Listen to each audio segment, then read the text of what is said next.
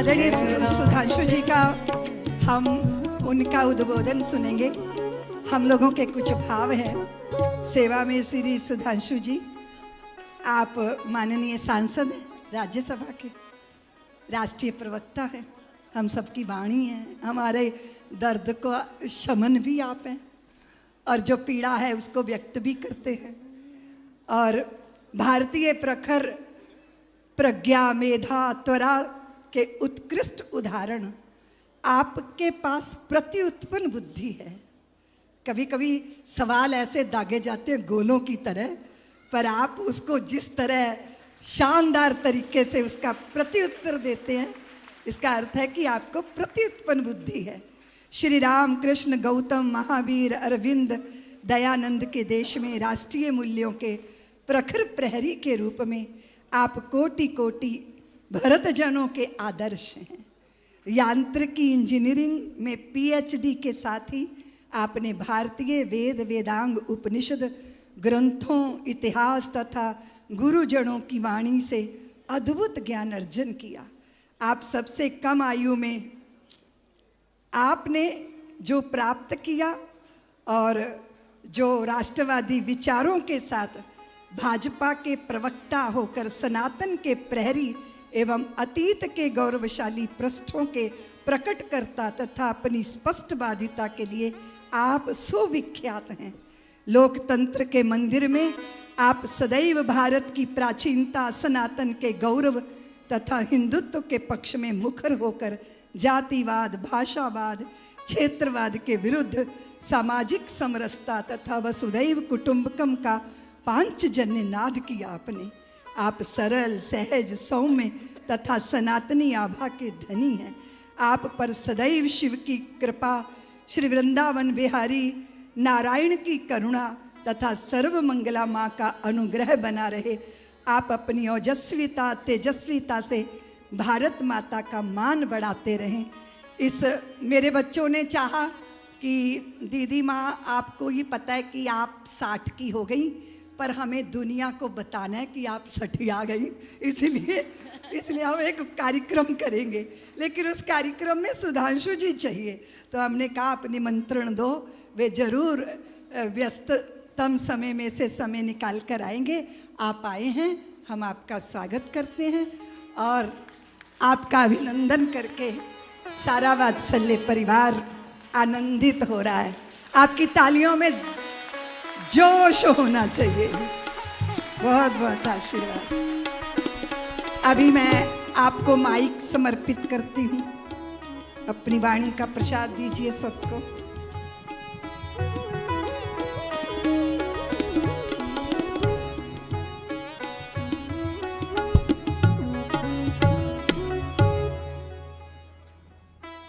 मंच पर विराजमान पूज्य सद्गुरु युग पुरुष स्वामी परमानंद जी महाराज, आज के अधिष्ठाता पूज्य साध्वी ऋतंभरा जी, जिनकी ओजस्वी वाणी से श्री राम जन्मभूमि आंदोलन के समय में किशोरावस्था से लेकर युवावस्था तक का सफर हम लोगों ने तय किया। पूज्य स्वामी गोविंद गिरी जी, आचार्य महामंडलेश्वर विशोकानंद जी महाराज, आचार्य महामंडलेश्वर बालकानंद जी महाराज, परम पूज्य स्वामी राम कमल वेदांती जी, महामंडलेश्वर स्वामी अनंत देव गिरी जी, महामंडलेश्वर स्वामी शांति स्वरूपा जी महाराज, शाश्वतानंद जी महाराज, पूज्य देवाचार्य श्रुतीक्ष दास जी, स्वामी ज्योतिरानंद जी, स्वामी दिव्य चेतना जी, महंत दिनेश गिरी जी और राष्ट्रीय स्वयंसेवक संघ के आदर्शों पर चलते हुए विश्व हिंदू परिषद में अपने जीवन का क्षण क्षण समर्पित कर रहे आदरणीय आलोक जी और भारतीय कला, संस्कृति और सिने जगत की युगांतकारी हस्ताक्षर आदरणीय हेमा मालिनी जी। हम सब आज यहाँ इस तीर्थ क्षेत्र में जब संत समाज के समक्ष उपस्थित हों तो मन प्रमुदित होना सहज और स्वाभाविक है। गोस्वामी तुलसीदास जी ने लिखा है, मुद मंगलमय संत समाजू, जो जन जंगम तीर्थ राजू। संत तो साक्षात तीर्थ हैं, और अगर तीर्थ में संतों के साथ समागम का अवसर मिले, सानिध्य का अवसर मिले, तो यह परम सौभाग्य का विषय होता है। आज हम पूज्य दीदी मां साध्वी ऋतंबरा जी की षष्ठी पूर्ति पर यहां आए हुए हैं। मेरा उनसे परिचय तो बहुत बाद में हुआ, परंतु मैं बताना चाहता हूं, श्री राम जन्मभूमि आंदोलन प्रारंभ होने से पहले, यानी जब वो प्रखरता के साथ उभर रहा था, उससे पहले मैंने 88-89 में भी उनके भाषण सुने। अब मुझे ध्यान नहीं है कि उन्हें शायद याद हो न याद हो, लखनऊ के दया निधान पार्क में उनका 89 में एक बड़ा ओजस्वी भाषण हुआ था। उसके बाद मुझे याद है 1987 की अयोध्या की रैली, जो ताला खुलने के बाद मंदिर संकल्प के लिए हुई थी। और अभी आपका मैंने एक टीवी चैनल के ऊपर इंटरव्यू देखा, जिसमें कि आपने वही पंक्ति दोहराई थी जो हम लोगों के उस समय मन में एकदम प्रतिध्वनित हो रही थी कि जन जन के मन में राम रमे और प्राण प्राण में सीता है, हर हृदय की धड़कन रामायण पग पग पर बनी पुनीता है।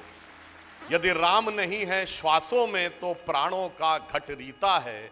इसलिए नरनाहर श्री पुरुषोत्तम का हम मंदिर भव्य बनाएंगे, सौगंध राम की खाते हैं हम मंदिर भव्य बनाएंगे। मुझे याद है अप्रैल 1991 की दिल्ली की रैली, इतना प्रचंड जन समुदाय था, मैं भी उसमें गया था। आप ये समझिए मंच तक नहीं पहुंच पाए थे। एक जगह हम लोग गए तो हमारे लखनऊ से आए हुए कुछ लोग पानी की टंकी पे चढ़े हुए थे। उन्होंने ऊपर से आवाज दी, भैया इधर आ जाओ, इधर आ जाओ। अच्छा, उस जमाने में इस ढंग से एलईडी स्क्रीन्स नहीं होती थी कि दूर दूर तक सब कुछ दिखाई पड़े, केवल आवाज सुनाई पड़ती थी। तो ऊपर जाकर जो दृश्य देखा, जहां तक दिखाई पड़ रहा था जन समुदाय ही जन समुदाय था। मुझे याद है उस रैली के बारे में पहली बार ऐसा हुआ कि दिल्ली पुलिस ने ऑफिशियली माना कि 5 लाख की भीड़ थी, विश्व हिंदू परिषद का कहना था 20 लाख की भीड़ थी। सरकार ने कभी 5 लाख की भीड़ नहीं मानी थी, पहली बार।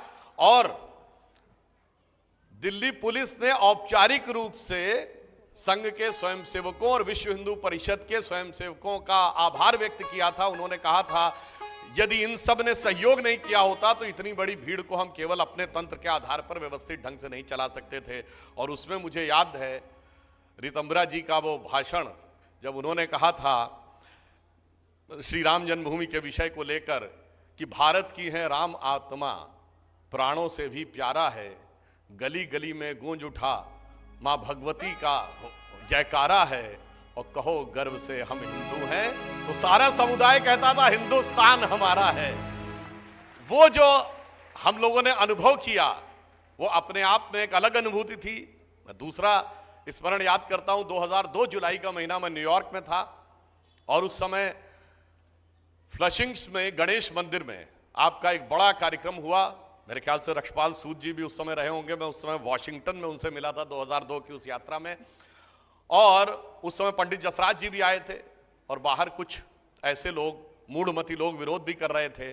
मगर मैं कह सकता हूं अंदर जो ओजस्वी भाषण दीदी माँ जी ने दिया था, उस 1000-1500 का शायद वो जो कैपेसिटी थी, फुल्ली पैक्ड था, और लोग बिल्कुल मेस्मराइज हो गए थे। और ऐसे लोग मतलब जिनकी की हिंदी भी बहुत अच्छी नहीं थी, दक्षिण भारतीय थे और वहाँ रहते थे, मेरे बगल में बैठे थे, आंध्र प्रदेश के लोग थे। वो जिस ढंग से अभिभूत हो गए थे वो दर्शाता था कि श्री राम जन्मभूमि आंदोलन के साथ किस प्रकार से प्राण प्रण के साथ उन्होंने जो कार्य किया।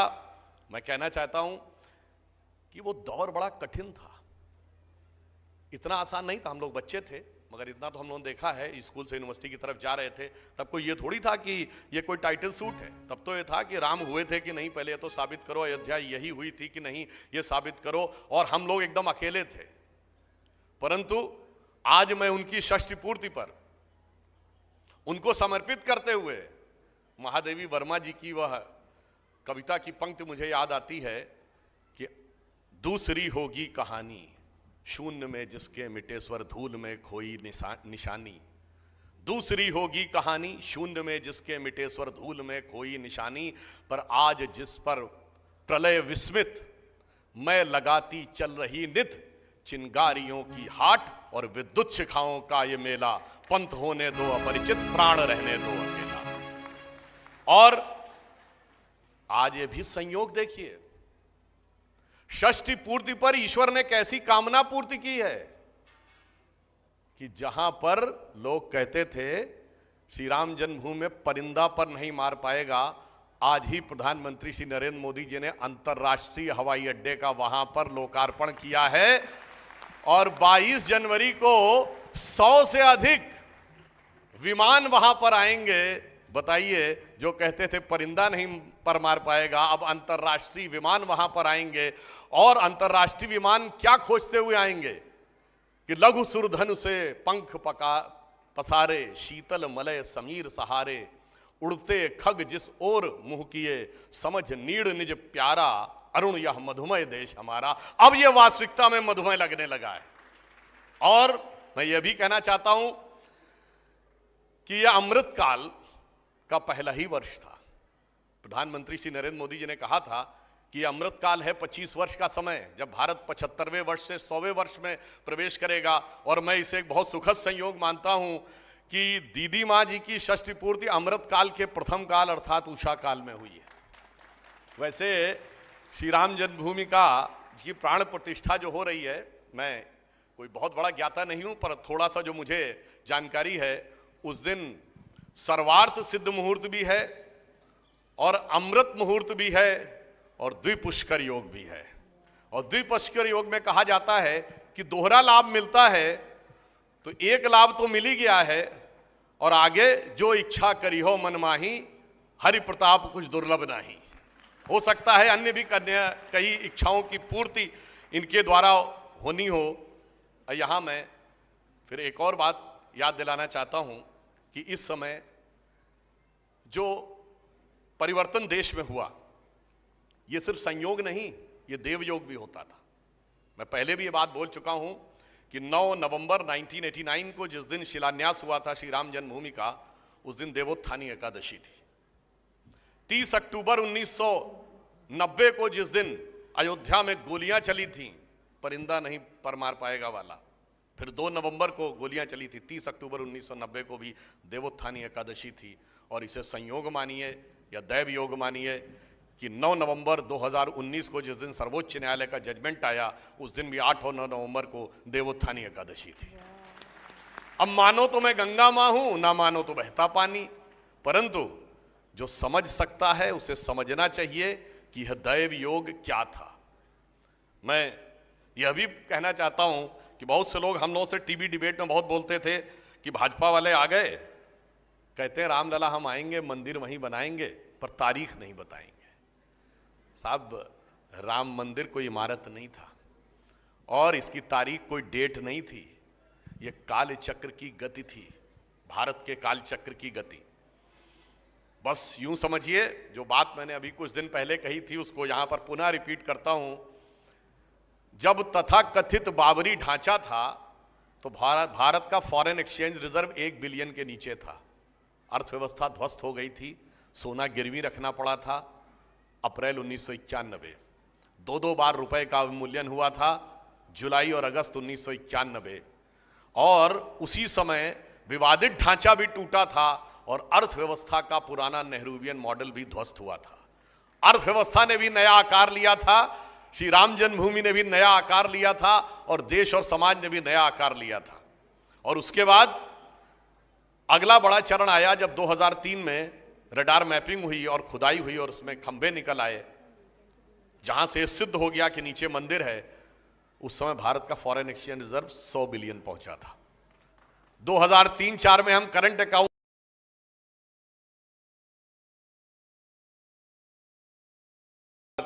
19 में जब जजमेंट आया तो हमारे राष्ट्रपति कौन थे? श्री रामनाथ कोविंद, जो अनुसूचित जाति वर्ग से थे। अब जब प्राण प्रतिष्ठा हो रही है तो हमारी राष्ट्रपति कौन है? श्रीमती द्रौपदी मुर्मू, जो अनुसूचित जनजाति से पहली राष्ट्रपति हैं। और हमारे प्रधानमंत्री पिछड़ी जाति से हैं। हमारे हिसाब से कोई अगला पिछड़ा नहीं, परंतु ये समझिए, सूक्ष्म दृष्टि से देखिए, जो राम के काल में हुआ था वही सबके काल में हो रहा है, सबको साथ में लेकर। और हम तो आज भी कहना चाहेंगे कि जो लोग विपक्ष में भी खड़े थे, उनको भी यह समझना चाहिए कि देखिए कितना समय बदला है, कि जो लोग कहते थे कि हम कभी अयोध्या नहीं जाएंगे, वो आज टीवी पे आके कहते हैं हमें निमंत्रण नहीं मिला है। मुझे याद आता है उस समय आपने ही ये बात बोली थी जब ढांचा गिरने के बाद चुनाव हुआ और हम लोग उत्तर प्रदेश में सरकार नहीं बना पाए थे। यद्यपि हम सबसे बड़े दल थे, 178 सीटें हमारी थी, 107 सपा की थी, 67 बसपा की थी, 36 कांग्रेस की थी। तो सपा बसपा कांग्रेस आई, सारे मौसेरे भाइयों ने मिलकर सरकार बना ली थी। तब एक नारा चला था कि मिले मुलायम काशी राम, हवा में उड़ गए जय श्री राम। उस समय आपने ही ये बोला था कि ये नारा जानते हो क्यों लग रहा है, कि आपकी एकता और शक्ति में थोड़ी सी कमी रह गई है। जिस दिन वास्तविक एकता और शक्ति दिखाएंगे, उस दिन जो ये कहते हैं कि मिले मुलायम काशी राम, हवा में उड़ गए जय श्री राम, उस दिन नारा हो जाएगा क्या मुलायम का काशी राम, सारे बोलेंगे जय श्री राम। और आज आप देखिए वो कहीं ना कहीं दिखाई भी पड़ रहा है। तो मैं सिर्फ ये कहना चाहूंगा अंत में कि पूज्य ऋतंभरा जी की षष्ठी पूर्ति हो रही है। मुझे विश्वास है कि जब अमृत महोत्सव होगा उनका 15 वर्ष के बाद, तब तक हमारी और भी बहुत सी कामनाओं की पूर्ति हो चुकी होगी। भारत सबसे बड़ी अर्थव्यवस्था भी बन चुका होगा। आज की डेट में हम वर्ल्ड के बिगेस्ट कंट्री हैं, आबादी में हम सबसे ऊपर हो गए, और हम यंगेस्ट कंट्री भी हैं क्योंकि हमारे यहां सबसे युवा आबादी है। पर हम ओल्डेस्ट सिविलाइजेशन भी हैं, और भगवान ने चाहा तो 15 साल में हम रिचेस्ट कंट्री भी होंगे। और ये वो जगह है जब हम संपूर्ण विश्व का समृद्धि के साथ मार्गदर्शन करेंगे। और मैं ये कह सकता हूं कि प्रधानमंत्री श्री नरेंद्र मोदी जी ने जो कहा था पिछले 15 अगस्त को कि ये 25 वर्ष का अमृत काल वो आधार बनाएगा जो 1000 वर्ष तक भारत के भविष्य का निर्धारण करेगा। हम कोई छोटी मोटी दृष्टियों से नहीं देखते, 5000 10,000 साल पुराने भारत को भी देखते हैं और 1000 साल आगे के भारत को भी देखते हैं। तो मैं अंत में ऋतंभरा जी को एक पंक्ति समर्पित करना चाहता हूं जो अटल जी ने लिखी थी। उनकी बड़ी प्रख्यात कविता थी, हिंदू तन मन हिंदू जीवन, रग रग हिंदू मेरा परिचय। उसकी जो एक पंक्ति थी कि मैं एक बिंदु परिपूर्ण सिंधु है मेरा ये हिंदू समाज, जो मुझे लगता है दीदी माँ के ऊपर एकदम उचित और उपयुक्त लगती है। मैं एक बिंदु परिपूर्ण सिंधु है मेरा ये हिंदू समाज, मेरा इसका संबंध अमर में व्यक्ति और यह है समाज। मैं तो समाज की थाती हूँ, मैं तो समाज की हूँ गुलाम, मैं तो समष्टि के लिए व्यष्टि का कर सकती बलिदान अभय। हिंदू तन मन हिंदू जीवन, रग रग हिंदू मेरा परिचय। और एक बात अंत में और कह दूं कि आप सब आश्वस्त रहिए, भारत का समय आ गया है और बस हमें अपनी अपनी भूमिका निभानी है। भारत मां अंगड़ाई लेती, सुप्त चेतना जाग रही, और ऋषि मुनियों की देवधरा फिर अपना रूप संवार रही। धन्यवाद।